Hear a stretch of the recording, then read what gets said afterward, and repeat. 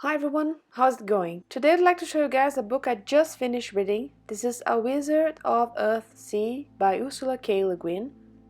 This is actually a fantasy novel written by her for teenagers.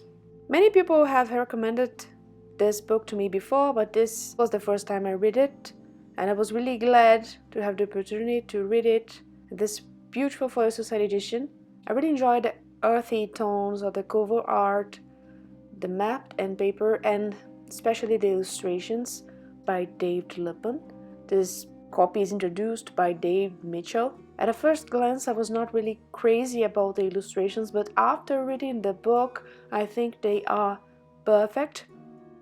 This book contains an afterword by Ursula K. Le Guin. In this afterword, she tells that a publisher asked her if she'd write a novel for teenagers, and she said, "Oh no, I couldn't." She wrote A Wizard of Earthsea in 1967. Fantasy was just for children, not a branch of the publishing industry like nowadays. And at that time, it was a book that was really different and really new. And it was really interesting because she tells that no one noticed it at a time, that the characters weren't white as they usually are, especially in fantasy. And she tells that in 1967, many white readers wouldn't accept a brown-skinned hero. She was like sneaky about it. Quote, "I was bucking the racist tradition, making a statement, but I made it quietly and it went almost unnoticed." End of quote.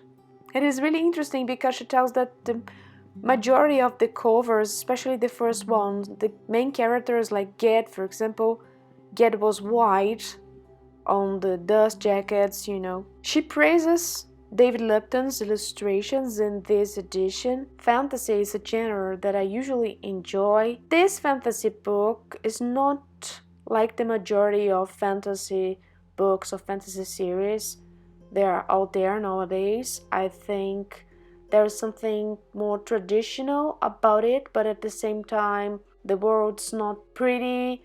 It's really realistic and rough. So while I was reading it, this book to me was more like a legend being told in a really economic and straightforward way. You know what I mean?